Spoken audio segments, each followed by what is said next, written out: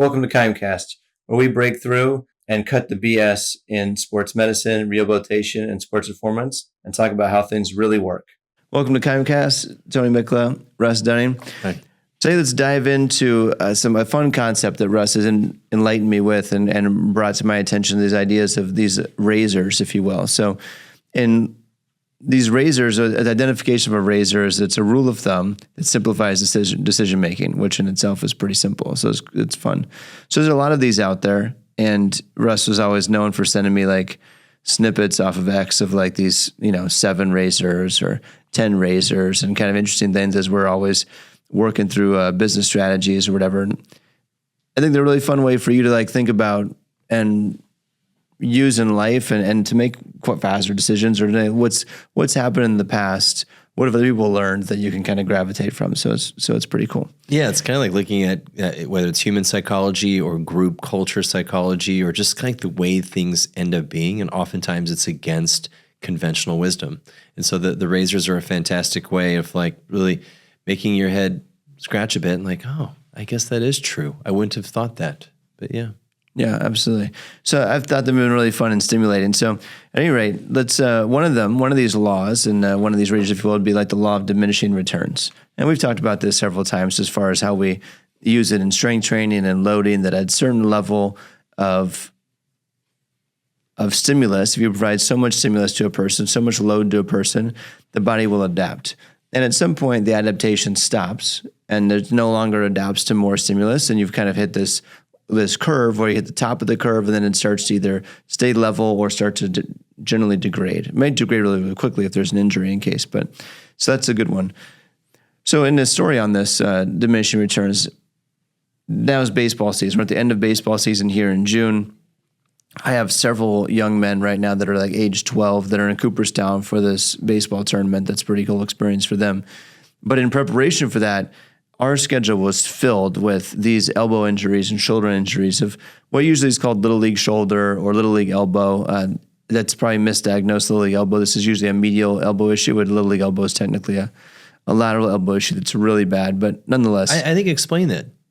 Yeah. Yeah. So when we look at the elbow, especially when we're looking at kids, so this age group of kids is really interesting. You're working with young people that are like 11, 12, 13, 14. First off, it's very hard to hurt a human that's below the age of like 11.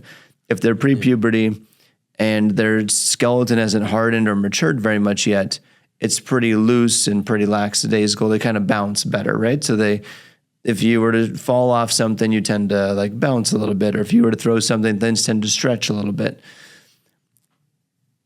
Outside of the monkey bars, again, diminishing returns. There's a certain height where you're going to break the bone no matter what happens. But what's interesting with young people is as they're developing, they're more likely to break a bone than they are to tear a ligament or damage the cartilage.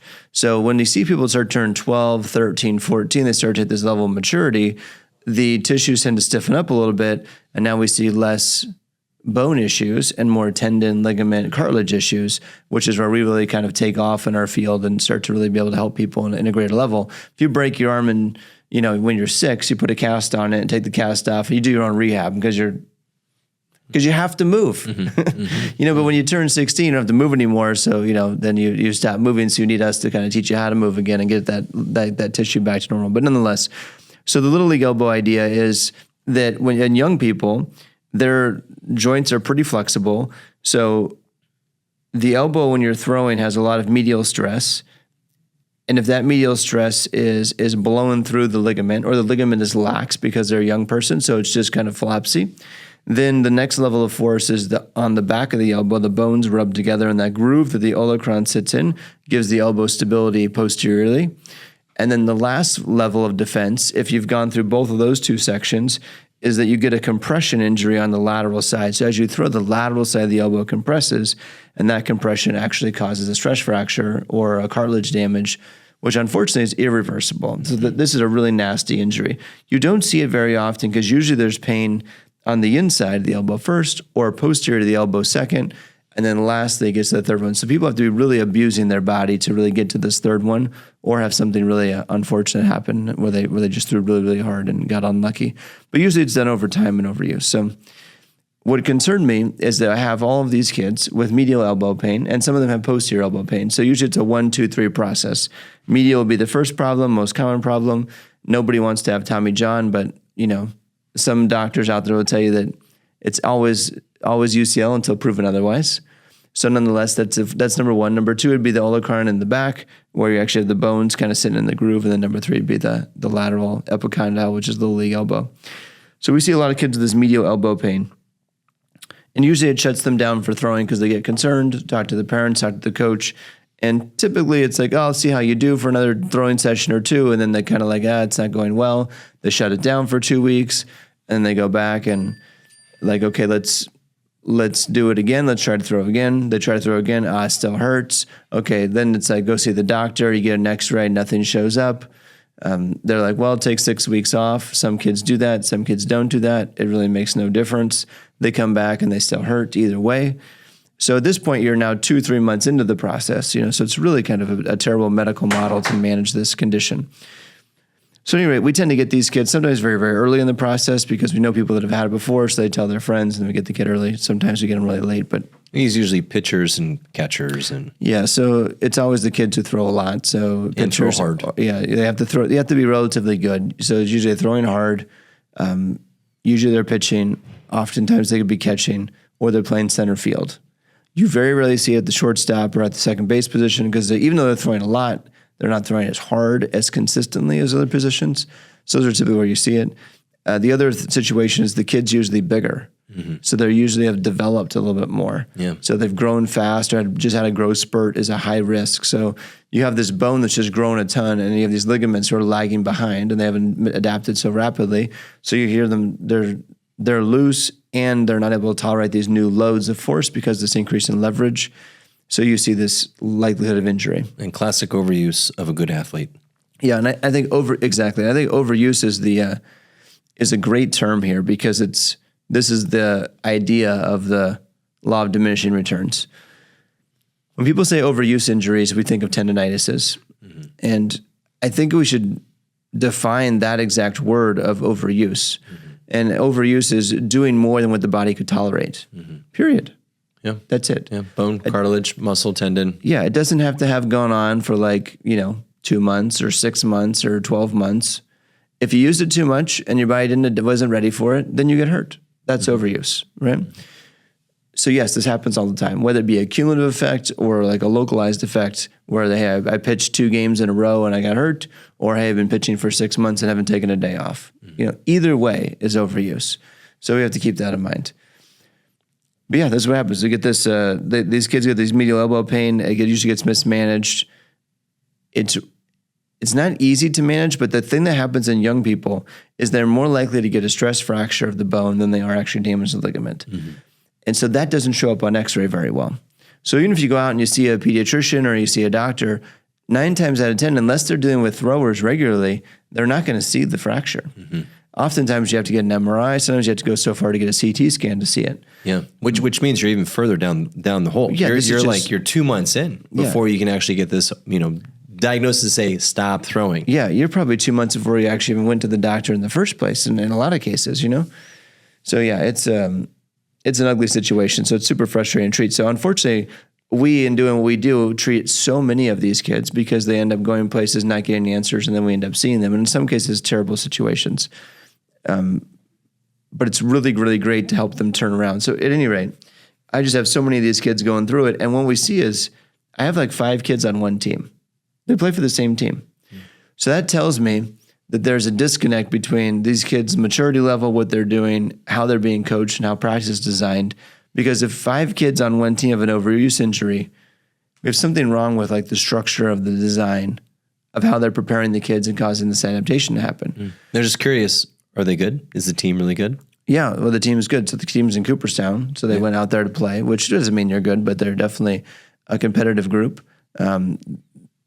They're not an all-star team like best in the state or anything like that, but they're a competitive team that is pretty good. And the coach is very competitive, very, very competitive. So he pushes them very, very aggressively, which is good. I think that's important. There's nothing wrong with that. And I think that's good for young men to be challenged mentally in that way and to perform at a higher level. I think that's fantastic.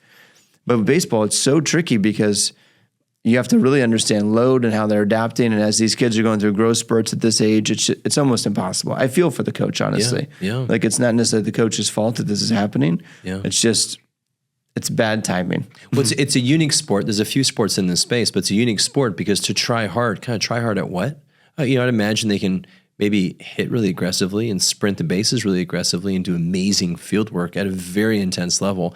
And all those things would probably be less likely to cause an overuse injury. Yeah. It's just we're talking about throwing. Yeah, it's a nasty situation because there's no great way to solve it. I don't think we've gone all the pitch counts. All the coaches reference it all the time. Oh, we're doing the pitch count, so it's fine. It's no problem. Yeah. Sure. I'm within the boundaries, within the protocol. Yeah. We haven't done the circle change yet. We haven't done the curve yet. So it's and they're mad. They're like, I'm following the rules, and the kid's getting hurt. And it's not my fault. And I'm like, yeah, I agree. It's not directly your fault, but he is throwing, and that by nature of throwing at this age, we're going to have some risk here, especially throwing hard at this age.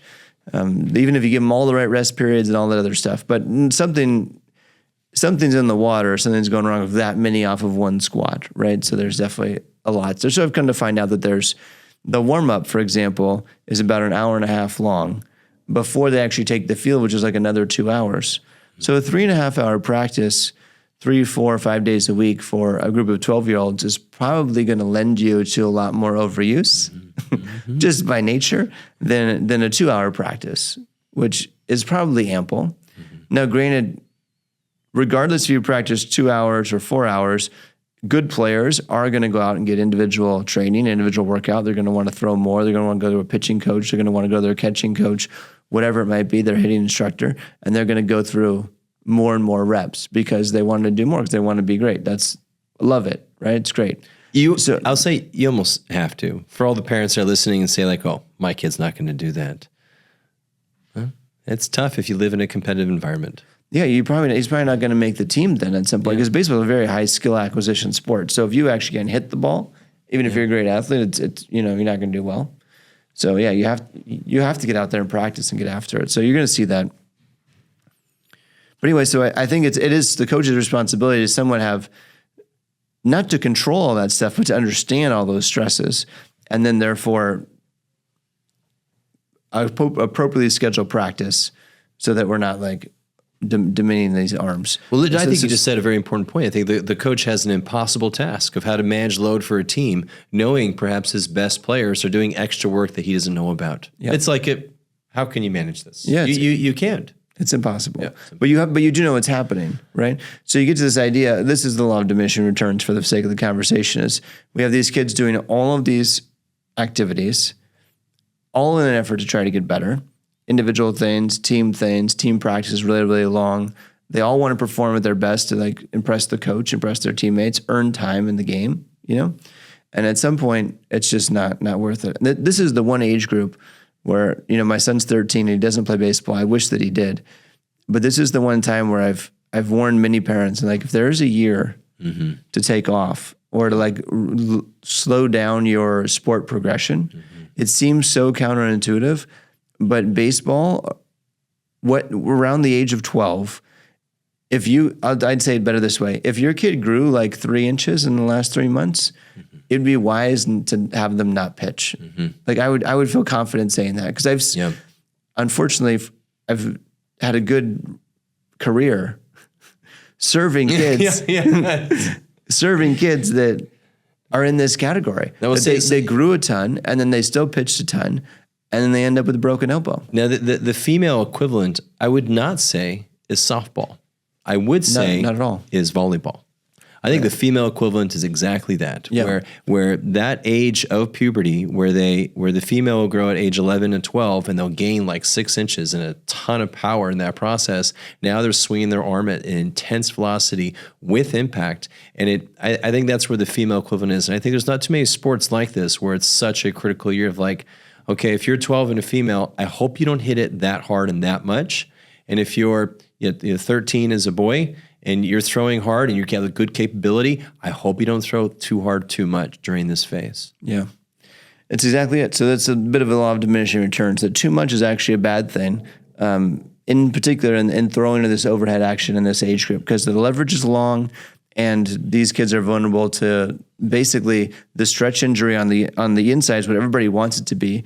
But stressing the UCL isn't really a problem at this age. You don't see them tearing UCLs at this age. What you see is bones fracturing or avulsion fractures, growth plate fractures in the elbow, for example. And same thing with the girls, although it's much, much more common in young men just because of the volume of baseball it's played. Now, what kills me here is when any therapist or coach or influencer speaks with anecdotal evidence and says, well, I've trained people like this and I know this works.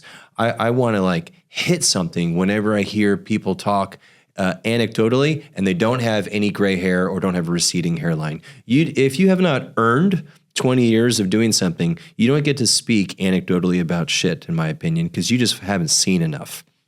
So if you have some gray hair and you have a receding hairline, you got some wrinkles on your face, then the anecdotal message speaks highly. But if not, you better read and you better look at research and you better reference people that are frankly older than you. Because the real truth is kids are built different. Our human growth hormone lays itself differently. There is a 7x variance for young people when they grow, meaning the super adapters will be 7x of the lowest adapters. We don't always know what those kids are. It's hard to size someone up and say, you know what, I bet I can throw you 100 times, 5 days a week, and you're going to adapt and there'll never be an injury. We don't have that X-ray vision into the future. And so it's tough when you've said, I've done this, I know it works. Like, for who? That just means you've hurt people and they never came back to you and you don't know. Such a good point. Yeah. It's a big deal to try. You have to really appreciate the human spectrum. And are you doing something that will definitely hurt some people? And basically, are you saying, you know what, it's either my way or the highway? And if you don't have the human growth hormone to pass my drills, then you're off the team. You know, we have to have a system that's flexible and adapts. I know a lot of coaches, they need this information. The coaches that I've talked to, they love this way of thinking because it empowers them to be more flexible in how they help kids between ages of 10 and 15, frankly. Yeah. And to your point, Russ, I think that if whatever assumptions or philosophies you have, if you haven't followed the athlete for multiple years, like at least 2, maybe 5 years, 10 years, then you really don't know if what you've suggested or provided was the right thing even, because maybe they got better for 3 months, but then maybe they blew something out, right? And then they ended up not going back. And then this is a huge problem in our medical system, is that people discontinue care and the assumption is that they got better. Yeah. And that's a massive issue, is that's probably rarely the case. Yeah. If they got better, they'll be coming back and then they'll come to you for a different injury, different problem, or for more consulting, but they're probably not going to just disappear.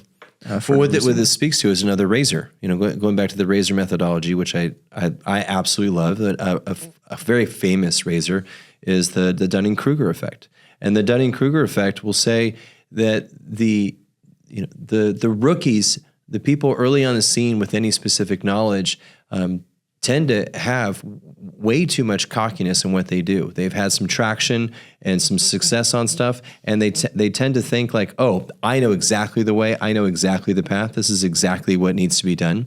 So oftentimes, those early adopters of any knowledge set, any skill set, think that they know more than they should be. They should stay more curious, even though they might know some great recipes and some important skills. Here's the short version of it. The less competent someone is, the more they overestimate their competence. The novice who claims mastery is forever trapped.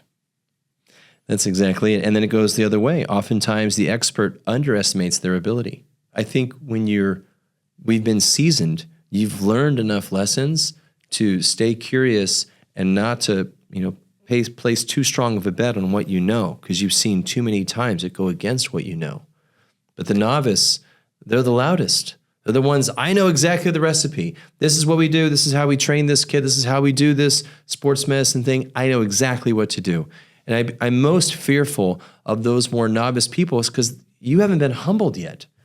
Because when you've been humbled, you don't think like that and you don't talk like that. No, you don't. And we've gone through this a lot in our own, like how we develop our team and our staff, thinking through this Dunning-Kruger effect. And we use looking at the different leadership models at the situational leadership.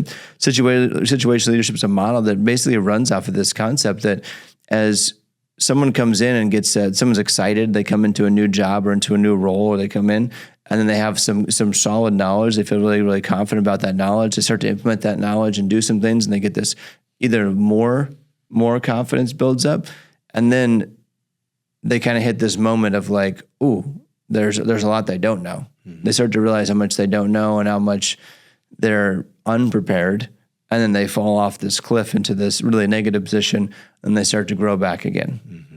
This is the Dunning-Kruger effect, right? That there is false sense of security, and then that might last for hopefully a very short period of time, but in some cases it might last for quite a long time if you don't have mentors around you or people around you to guide you or give you real feedback. Mm-hmm.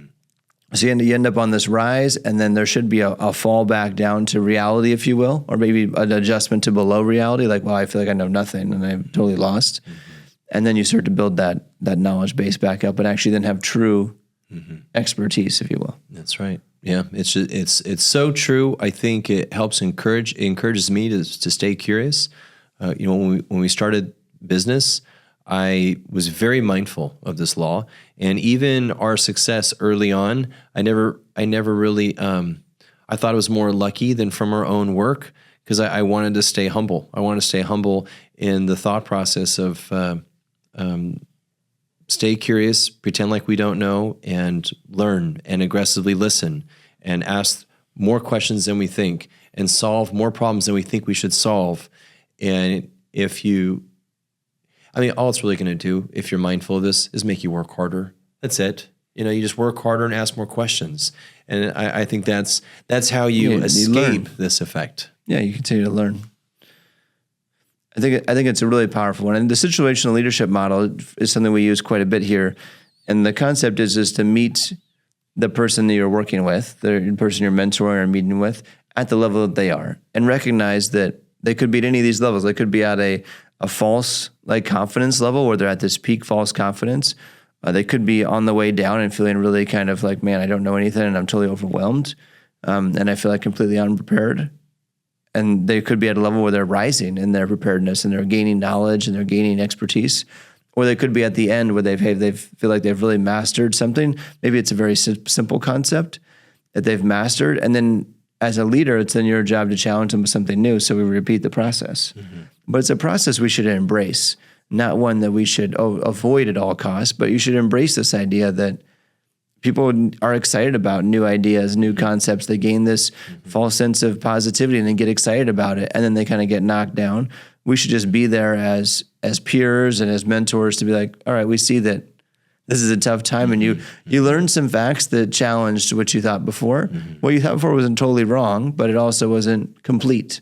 Yeah, let's bring some stuff together. This reminds me of a volleyball athlete I had last year, and she was 12 years old and the best on her team, and she made all of the picks for the All-Star team, and she did her private coaching, and she was a phenomenal 12-year-old. Played in Reno at the big tournament for the West Coast, and really was a superstar. Her mom was a D1 athlete, so she has all the DNA lineage to go far, and she loved the sport. And then, of course, she wound up with a shoulder injury, and it took. So this is what we did with her. I did all of the biomechanical things. I had her improve her movement, improve her strength, and all these things. And we tested just a little bit. They got to see me early on in the pain syndrome. We tested just a little bit of hitting. Like, hey, let's do a 4-week stint of getting stronger. And then we did just a little bit. And the pain syndrome was right there where she remembers it. She goes, yep, it's right there. I'm like, okay, I want you to get an image. Let's validate this. Got an image, validated that she had a small little, from 12 o'clock to 1 o'clock type slap tear. And with that MRI validation and with knowing that the pain syndrome came back after 4 weeks of rehab, I told her, let's go 6 months, no hitting, 6 months. So the best volleyball player in the area, she loves the sport. I said, I want you to do strength work. I want you to run. I want you to play soccer. I want you to do all these other things. Let's develop yourself athletically. I don't mind you doing any kind of bumps and sets. And then 6 months later, she came right back. I tested her ability. She was stronger with all things, all rotator cuff exercises, side plank, thoracic bridge. She could do a handstand. She could do a single arm handstand hold, actually, for a few seconds. Tested her rotator cuff strength, and that had, it was north of 10% of her her body weight. It was around like 17, 18 pounds with a dynamometer. So she passed all of the grades of how we look at the athlete's shoulder.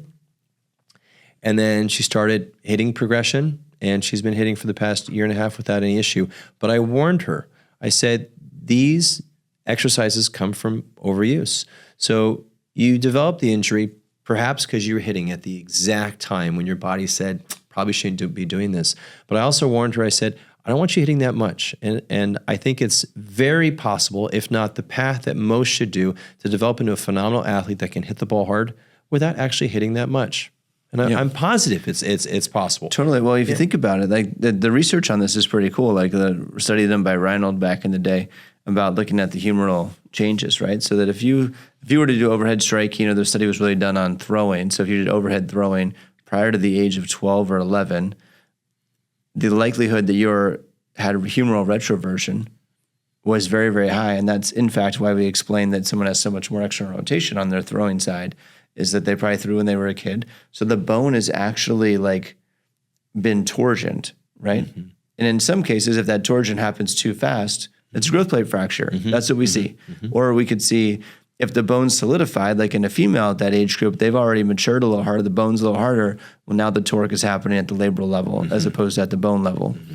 So this is how that applies. But that was quite a rehab protocol of, don't repeat that at home unless you are a seasoned veteran. Single arm handstand push-up was, or handstand hold was the final. I had to keep her busy for 6 months. You know, it's like, hey, what else are we going to do? Like, I think we can be pretty amazing, actually. Entertainment was a big one. Okay, you had one more that you want to talk about. Those goals. Yeah, Gall's. So let's go over Gall's law. A complex system that works is invariably found to have evolved from a simple system that worked. Great things start simple, like learning to crawl before you walk and then run. I don't know why I was immediately thinking of our Constitution, but I think you could apply it to, whether it's like our political framework, like the human body, or you look at an athlete of being able to develop simple and then grow from there, or we look at a rehab process. Starting simple and making sure simple works, and then we can get more complex from there. Yeah. I love it. One thing that I learned on this note, like when you say rehab strategies, before when I first came out of school, I was really, really interested in like obviously doing the right thing and making things sports specific was a big thing at that time. 20 years ago, everything was sports specific, and there's still a lot of sports specific stuff out there, which some is necessary and some I'd say is not necessary. But nonetheless, you're always searching for like specific and custom to the person, which I still do and is fantastic. But a piece that I didn't have and I didn't have respect for until I got it a few years into it was having really strong foundational fundamental principles that, yes, I do want to have some sport-specific things and some very custom things for this person, but I also need to make sure they can do the foundational things very, very well. Mm-hmm. And so today that looks like, if we're working with a shoulder person, for example, can they do isometric holds for a minute? Mm-hmm. Are they able to just fundamentally hold the shoulder into external rotation for a minute, which is a very, very simple concept. Mm-hmm. And not as easy to do until you try to do it and struggle, and then you get some adaptation. But once you get that to be able to be done, well, now I can check that box and know that the tissue is tolerable to it. And then I can do fancy, fun things. I can get into, other loaded mechanics. I can get into maybe into crawling, or maybe into a handstand, or maybe into a one-arm hold, or I can do plyo ball work. Mm-hmm. But if I don't have that fundamental piece, that simple piece, then I can't get more complex with it. Yep, it starts there. So we tell our clinicians that any kind of ballistic activity is an alactic activity. And alactic activity is able to operate outside the presence of oxygen. So it's able to harness energy in the muscle cell with the local ATP in the cell, but it also accesses energy through the phosphocreatine system. So here's the rub. We do that repeatedly, over and over and over. So say you throw, and 45 seconds later you throw again, or 20 seconds later you throw again, or you're playing catch.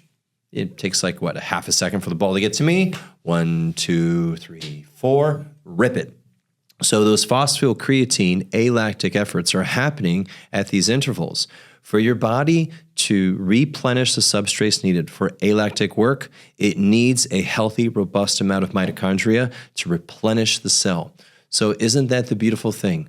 That an aerobic cell can help the local muscle cell establish the phosphocreatine substrates they needed for repeat alactic work. So even though the energy system with a throw, you wouldn't say is an aerobic activity, an aerobic rotator cuff allows the hit to happen at interval without any issue. And if it doesn't have that stamina by a rotator cuff exercise for 60 seconds, then it fatigues quick, even though it's an alactic effort. Yeah, I think it's amazing. So this is, you presented on this literature quite a while ago, but this idea of doing 1 minute of work to kind of start to increase mitochondrial activity so we can stimulate it is a big factor. So we do so much work here. Fundamentally, can people hold positions for this period of time, whether it be a single leg T hold, a split squat hold, a W hold, a T hold for the shoulder, whatever it might be.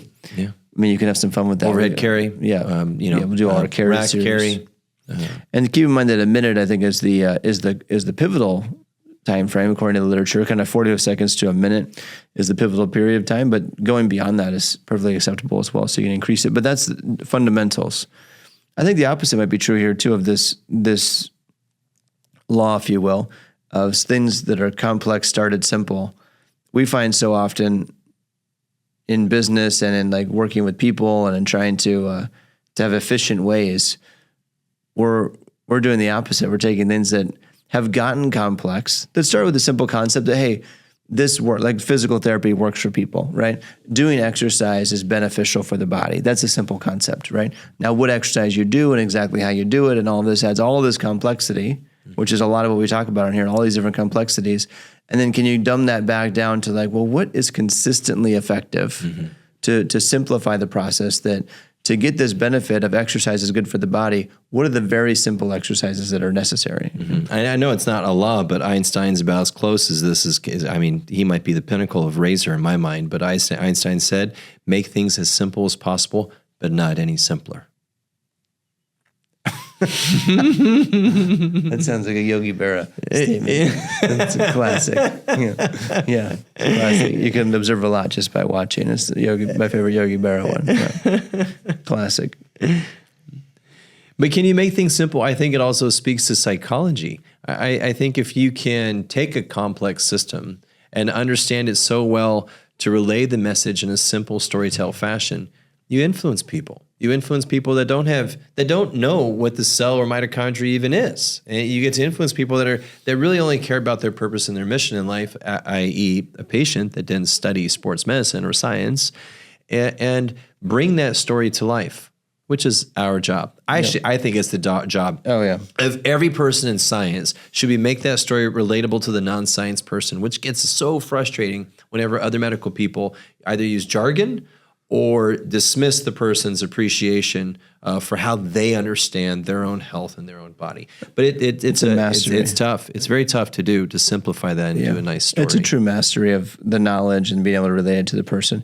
We were talking about our business model earlier regarding like how we've used this idea of getting simple and taking something that, again, we look at how the patient engages with the business, how they schedule their first meeting, they show up at the first appointment, they check in at the front desk. There's a simple concept that the patient comes to the session and then they have an effective session because the therapist listens to them and they give them a plan. Like that. At the end of the day, that's what matters, right? And so for years, it's been thought that the complexity of the patient is that they should be, greeted by the front desk and do all these forms and fill all this paperwork, which all can be done digitally now, and much of it is completely unnecessary. It doesn't really matter because you can get sued either way, so whatever. But this idea, we've built the model that was built off the idea that we did not have to have a localized front office person or a clinical coordinator or some sort of aide, because we saw those people, not that they're bad people, we didn't see them as really bringing a lot of value to the experience.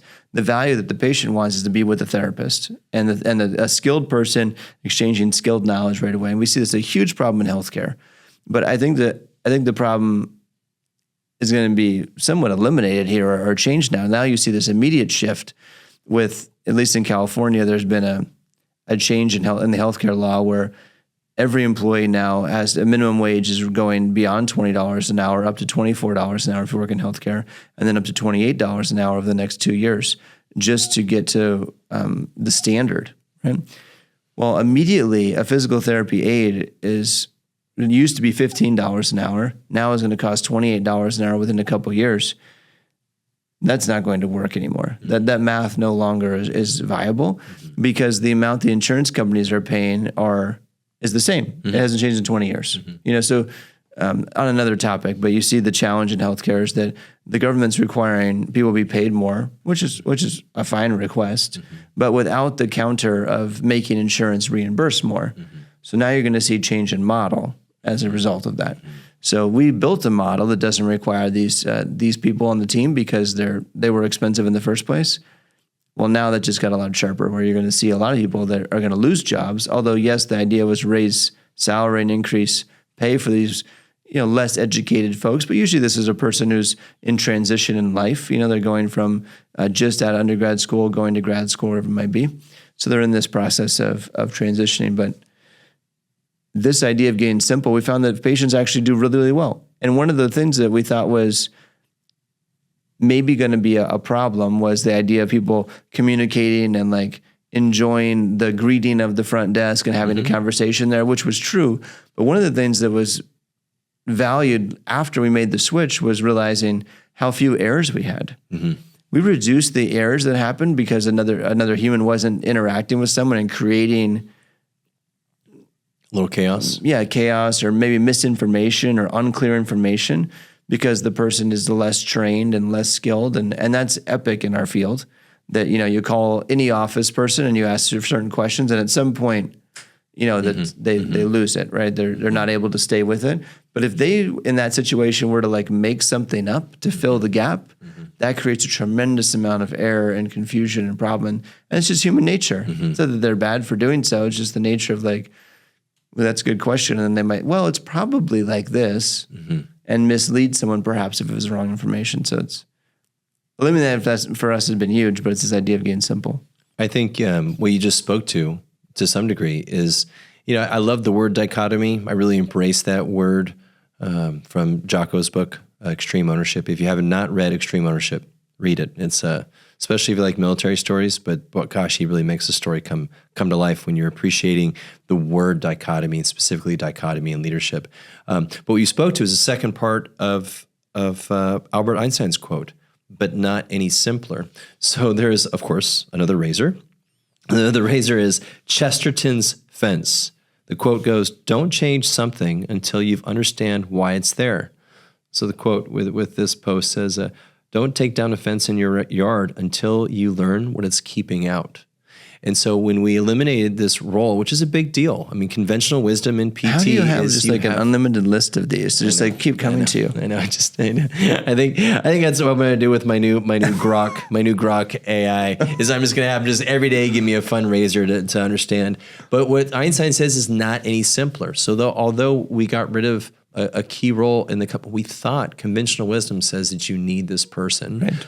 Our EMR, which is one of the biggest EMRs in the nation, said you need this person in the system, and we bucked. We are bucking the trend of like mainstream in this industry. And some of our staff were like, I don't think you can do without. We don't think we can do it. We had a lot of kickback. Yeah. I don't think this is going to work. This is not going to work. But it was really still, we didn't do this lightheartedly. We thought through what is exactly elimination of this does, and it was bucking conventional wisdom. I think that's what I love about being in business is challenging conventional wisdom. And is that the best that we can do? The best, yeah. How do you find the best way? Yeah. How can you deliver the best quality end product to the user in the most efficient way possible? And we should always be challenging that. And that's how we get better. That's how we get better outcomes. That's how we get better success rates in our field. That's what it's all about. Absolutely. Well, I hope you had some fun here with some of these razors and got some ideas. There's clearly Russ has an infinite list. So if you'd like some other tips or topics on who to follow, this man clearly has the edge, the razor's edge, if you will. But I found them to be fun and great, like to stimulate some thinking and easy things to remember, perhaps, or easy things to think about. This reminds me when we were in Italy, and Tony and I presented in Italy. We were talking about sports medicine, and I was in Italy, so we with this presentation, we have to have the Vitruvian Man Yes. in our image. Like how do you go to Italy, present to people who speak Italian and not talk about Leonardo da Vinci? That to me would have been sacrilegious. Yeah. So I brought the You were Vitruvian, adamant about that. Very, for sure. very adamant. It's the most famous sketch of all time. Type that in, most famous sketch, and you'll find the Vitruvian Man. And what was wonderful is that was the ode. That was Da Vinci's ode to Vitruvius, which was an architect in 1 BC in Italy somewhere, I think. I think it was, I want to say it was Greece. But anyways, long time ago in a faraway land. And Vitruvius was an architect that relished the form of ratios. So all of his architecture had very precise ratios, such as 1 to 2, 1 to 3, 4 to 10, had very precise ratios. So he built the Vitruvian Man under very precise ratios, such that, the head length was 1/7 the total body. If the arms were outreached, it would match with the eyes. If you spread the legs and arms even, and the hands were even with the eyes, it'd make a perfect circle from head to toe to fingers. And so read up on the Vitruvian Man, but it is I wouldn't call it a razor, but it seems to be an interesting occurrence that the body is built off of ratios. And I think one of those ratios might be, here's the dive. I think it could be like hamstrings and psoas might need to be the same. I think the glutes and the quads need to be the same in terms of contractile strength for the gait pattern, the jump pattern, the sprint pattern to move in a beautiful way that creates great power. And I can't put that same math to the rotator cuff and you're pushing and pulling. But But I think these ratios are very important. Yeah, I think this is an interesting concept. Russ brings this up when we talk about a lot of things, and it's really, a lot of times we look at like absolute strength or strength relative to body weight, and that's a good ratio.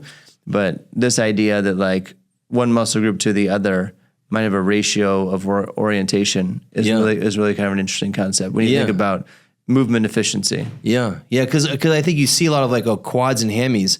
Oh, that's so short-sighted.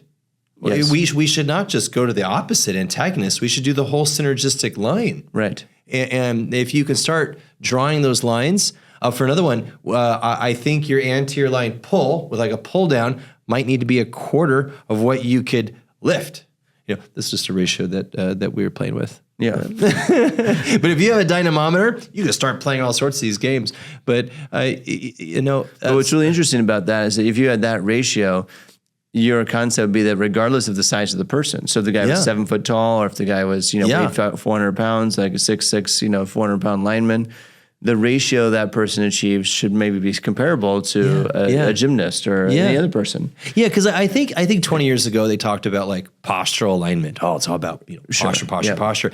And like this idea is like it takes the idea, like it makes the idea more dynamic. Like how well do you move in balance with yourself? When you're creating power, can you control the own power you create, which is what cutting is you're slowing down and going somewhere in the opposite direction. No, that's what movement efficiency is, right? Is that I think that's been the movement of the industry over the last 20 years is we looked at movement, tried to substantiate movement and tried to standardize it with the FMS, which was a great tool, and it helped that. It helped this direction a ton. And I still use it to this day. It's a very, very good tool. But we found that it doesn't necessarily predict some of the things we hoped for, like injury or performance, either way. Although it can be a decent standard you can utilize. But there's been other things that have come and gone, like 3D motion capture also come and gone. And I do think that going back to some of the basics, the simple things, this idea of the Vitruvian Man written at the start of time might have some insights in there as far as this ratios idea that's pretty interesting. Because if we started looking at that would be a lot more consistent with each body. Whereas if you're this strong on doing one movement, you should be kind of this strong doing another movement. Again, regardless of size, that might have a better explanation of how you generate power and force efficiently. And it might therefore give you a justification of why you might not be injured. Because it's basically, you probably got injured because you had too much force going one direction and not enough counterbalancing it in the other is a thought. Yeah. And I think, I think if you're a listener and you're thinking like, Russ is kind of an idiot. We've been doing this for quads and hamstrings forever. I think there's so many other areas to consider. Yeah, it's not quads and hamstrings. Yeah, although that might be one. That might be something, but that's not that's what we're talking about. Yeah, it's much bigger throughout the body, and it's just trying to find ways to kind of relate. That way you can speak to a cross country athlete, a tennis athlete, a wrestler, and really look at them, because when you're experienced and you see someone move, you see something is off, and it's hard to know what it is. And I think a phenomenal assessment says, got it. That's it. And that's what these algorithms and these complex, systems of how we look at movement can do, is they can tease out, in the blink of an eye, we see something is off. Right. And then with a really detailed assessment, then we get razor. Yep. No, I love that. I think that's it. Because there's a lot of stuff out there. Like if I deadlift this, I should probably squat this. If I power clean this, I should probably squat this. Mm-hmm. But those are comparable motions. Mm-hmm. What you're suggesting is looking at some other relationships that maybe we haven't identified quite as clearly as if you can squat this, then how much can you use your abs to pull and stabilize that with? Yep. Doing like a V-up type position. Which has not been a measurable force that we've really accounted for before. Yeah. So was there relationships there that we can look at? Yeah. Yeah. I've never met someone where I've said, I think your abs are too strong. Never met that person. Yeah. But I think we say that with someone's back. I think we've said that with someone's, anterior line of their knee. We say it without having any type of data. Yeah. It's like just it's like visceral. A feel. It's like it's a feel. I mean, this has been the PT thing forever. It's like, oh, your core's not strong enough. No one even knows what that means. Yeah. Nobody knows what the core is. How would you know? If you were successful with the program, how would you be able to tell? Yeah, how would you know how to strengthen their core? What does that mean? Yeah. I've learned to not trust people without a butt. I'll tell you that much. Yeah. That was a great shoe line. Yeah. If you want to find the fast people in the room, just find the people with the biggest butt. That's pretty much it's going to be your explosive people. Yeah. Your speed people. You definitely don't see people that don't have one. That's for sure. So maybe there's a correlation there. I know. All right. Cool. All right. Thanks for listening. Thanks for watching. We'll see you next time.